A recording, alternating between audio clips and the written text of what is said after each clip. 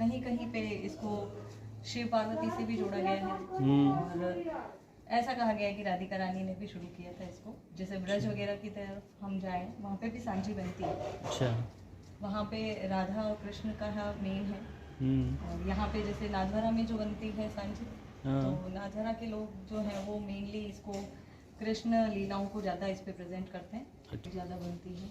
अच्छा। जैसे कि इसमें जो रोज के जो आर्टिकल्स बनते हैं, जैसे चांद सूरज बनेगा, एक कौवा बनेगा, एक राधा रानी बनेगी, ये जो रोज की मीरा बनती है इस तरह से आज। और दूसरा ये कि ये पर डे के अकॉर्डिंग तिथियों पे इसकी आधारित है। जैसे जैसे तिथि आएगी ना, उस तिथि के अकॉर्डिंग इस पे ड्रॉ किया जाता है। जैसे कि आज एकम है तो एकम वाले दिन एक चीज़ जो होती है वो बनाते जाए, एक ढाल हो, एक तलवार हो, एक डोली या एक कटोरी, एक थाली, इस तरह से। तो उस दिन दो संख्या वाला, जैसे शब्दों में भी बीजना, ऐसे बीज बीज बोलते हैं ना तिथि, दूज को बीज बोलते हैं। बीज वही। तो उस तरह से ये उसको रिप्रेजेंट करता है। अब जैसे आज चौथ है, चौथा दिन है और तिथि भी चौथ है, तो आज इस पे चौपड़ पासा बन रहा है। नमस्कार उदयपुर। यूँ तो हमारा देश कई त्योहारों, तीज और कई तरह के उन पर बनने वाले जो आर्ट होती है उसके लिए फेमस है। और उन्हीं आर्ट में से एक है लुप्त होती सांझी कला, जो कि हमारे मेवाड़ में बनाई जाती थी श्राद्ध के दिनों में। 15 दिनों तक जो अलग अलग कला के रूप में बनती थी, उसी को लेकर आज हमने ढूंढ निकाला है। मैम से परिचय करेंगे और पूछेंगे इसके बारे में तफसील से कि इस कला को किस तरह से बनाया जाता है और किन किन तिथियों पे इसका किस तरह से होता है। नमस्कार मैम। नमस्ते। का परिचय। मेरा नाम रेखा पुरोहित है जी। और बेसिकली मैं 12 सालों से सांझी कला को प्रमोट कर रही हूँ, क्योंकि ये एक ऐसी कला है जो अब लुप्त हो चुकी है। आज के बच्चे, आज की जनरेशन इसको जानते ही नहीं है। ये हमारे दादी नानी के टाइम में मैंने देखी हुई थी। मेरी नानी सा का घर जो श्रीनाथ जी के मंदिर में था, तो वहाँ बनती थी। तो वहाँ पे देखा हुआ है मैंने कि हाँ, गोबर से शाम के टाइम सांझी बनाते थे श्राद्ध के पक्ष में। प्रॉपरली गोबर ही यूज़ किया जाता है। हाँ, ट्रेंड में यही था। गोबर ही। हाँ, गोबर पे फूलों को सजा के श्राद्ध के 15 दिनों में 13 दिन तक ये सांझी बनती है। 13वें दिन जो होता है वो पक्का कोट बनता है, और वो जो कोट होता है वो अगले 5 दिन तक घर पे रहता है। तो इसमें और क्या क्या यूज़ होता है? जैसे गोबर हो गया, फूल हो गए, इसके अलावा आप क्या क्या इसमें इस्तेमाल नहीं, होता है? इसमें और कुछ भी यूज़ नहीं होता है, सिर्फ फूल और गोबर से ही बनती है। अलग अलग इस ऋतु में जो जो फ्लावर्स आते हैं वो होता है। उसके अलावा अगर जैसे बच्चों के ऊपर, क्योंकि ये बालिकाओं का त्यौहार है, कुंवारी कन्याएं जो होती थी वो बनाती थी इस त्यौहार को। तो ये है कि उस समय जो अवेलेबिलिटी थी, जैसे कि भिंडी के बीज होते हैं या ऐसे कोई बीज, वनस्पति से जुड़ी हुई कोई हाँ, भी चीज़ हो सकती उनको है। यूज़ किया। अब जैसे कोई इसमें मानव आकृति भी बनती है, जैसे मीरा भी बनी या 9 डोकरियाँ बनी। जैसे कल पांचम है तो 5 कुंवारे बनेंगे, तो बॉय को प्रेजेंट करना है। किस तरह से एक अभिव्यक्ति का माध्यम था या कुछ ऐसे ही धार्मिक से जुड़ा हुआ किया है? ये दोनों तरह से है। बेसिकली तो इसको धर्म से भी जोड़ा गया है कि मीराबाई और जो राधिका रानी थी वो अपने जो विचार और अभिव्यक्तियां थी वो इस तरह से भावनाएं इसमें इस पे करती थी। दूसरा, इसको भी श्राद्ध पक्ष से भी जोड़ा गया है, क्योंकि पहले घर कच्चे हुआ करते थे, गायें हर घर में होती थी, तो गोबर आराम से मिल जाता था। वनस्पति भी, फूलों वगैरह सब आराम से, इस ऋतु में बहुत सारे फ्लावर्स वगैरह उगते भी हैं, तो वो भी अवेलेबल हो जाते थे। तो अभी जो पूर्वजों का दिन है, श्राद्ध के जो पक्ष हैं, उन दिनों में कहते हैं कि पूर्वज 15 दिन के लिए धरती पर आते हैं, अपने घर पे आते हैं, मेहमान होते हैं। तो उनके स्वागत के लिए भी एक तरह से ये सांझी बनाई जाती है शाम के टाइम, कि वो आएँ और वो खुश रहें कि अच्छा चलो इस घर में सब कुछ अच्छा है, गाय वगैरह मिल रही है, तभी गोबर है, सब कुछ मंगल है। हाँ, मंगल है। और वो उसी भावनाओं को लेके भी किया जाता था।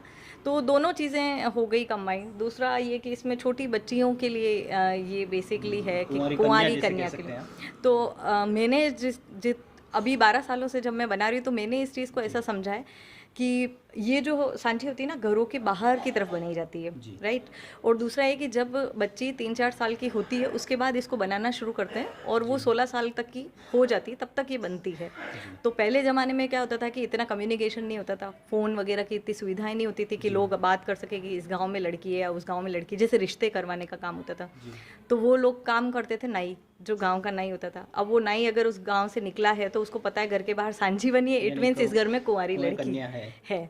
और जैसे ही 16 साल बाद उस घर पे सांझी बनना बंद हो गई, मतलब पहले तो 16 साल में शादी के लायक हो जाती थी लड़कियां, तो वो उसका रिश्ता अगले गांव में बता सकता था कि भाई हाँ उस घर में सांझी बननी बंद हो गई, उसमें लड़की है, आप आराम से उसका रिश्ता कर सकते हैं।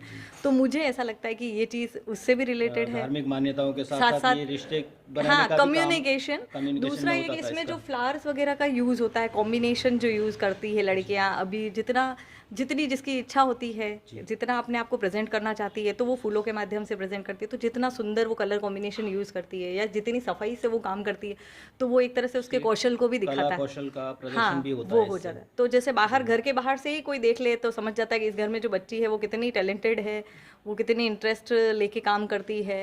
तो अभी देखें तो एक तकनीकी युग है, टेक्निकल युग कहते हैं, जो फास्ट युग भी कह सकते हैं इसको। तो इसमें जो सांझी लुप्त प्राय होती जा रही है कला, कहीं कहीं देखने को मिलती है। मुझे भी 2 साल लगे ये सब ढूंढने में कि कहाँ है और आखिरकार आपसे मुलाकात हुई गई। तो किस तरह से देखती हैं आपकी अपनी जो लुप्त प्राय होती कला? हाँ, मैंने भी यही देखा था एक्चुअली। मैं बचपन में नानी के घर जब जाती थी तब वहाँ पे मैंने सांझी बनते हुए देखा है। तो पहले घर बनती थी, तो पहले हर घर में बनती बनती थी। तब जब मैंने मेरे घर पे कभी नहीं बनी, तो मैं जब मेरे घर आई और मैंने मेरी मम्मी को पूछा ये मेरे सांझी बने ही क्या, तो मम्मी बोले अपने तो पक्का घर है, कहाँ गोबर बनाएंगे, इसलिए अब नहीं बनाई तेरे। यानी भावना हो, इच्छा हो तो कहीं न कहीं मिल ही जाती है। हाँ, तो फिर मैंने वो उस समय तो मन में ले लिया, ठीक है अपन भी सिचुएशन, क्योंकि इतने छोटे बच्चे ही होते तो इतना कुछ मन में ऐसा नहीं। शादी के बाद जब मेरी बच्ची हुई तब मेरी पता नहीं, क्योंकि मैंने उसका नाम साची रखा है, तो एकदम से अचानक ऐसे ही सांझी याद आ गया। तो मैंने बोला कि मेरे लिए कभी सांझी नहीं बनी, पर मैं अपनी बच्ची को सांझी बताऊंगी कि ऐसी होती है, ये हमारी विरासत है। तो वो मैंने तब से शुरू किया। मुझे अब बनाते बनाते 12 साल हो गए। सोशल मीडिया अब थोड़ा एक्टिव हो गया, मुझे भी अब थोड़ा आ गया करना। तो अगर बात आई है तो आपकी बच्ची का कितना इंटरेस्ट है इसमें? इंटरेस्ट तो ये है कि देखो आज की जनरेशन का जितना इंटरेस्ट होता है उतना ही होता है। हाँ, करती मैं ज़रूर हूँ, वो भले इंटरेस्ट दिखाए नहीं दिखाए, पर ये होता है कि कोई चीज़ अपने सामने रोज़ होती है ना, तो भले ही हम उसको नज़रअंदाज करें, पर वो माइंड में कहीं ना कहीं वो आ ही जाता है कि भाई ये चीज़ ऐसा है। तो हाँ, बच्चों को ये नॉलेज है कि मम्मी 15 दिन 13 दिन ये काम करती है, गोबर से फूलों को बनाएगी और ऐसा होता है, तो उनको इतना तो नॉलेज है। और मेरा मेन मोटिवेशन सांस्कृतिक विरासत है, इसे हमें भी सहेजना चाहिए। कभी न कभी तो ये इच्छा जगेगी कि जब हमारी मम्मा ने ये शुरू किया तो हमें भी, हाँ, तो वो एक गुण तो यहीं से आएंगे बच्चों में कि भाई हाँ करते करते हो सकता है इनका माइंड बचाने के लिए हमें ही खुद कुछ करना होगा, न कि किसी और पे डिपेंडेंट होना पड़े। बहुत अच्छा लगा मैम, थैंक यू। ये जो कला लुप्त प्राय हो रही है, इसके लिए क्या सरकार की तरफ से भी कोई कोशिश की जा रही है?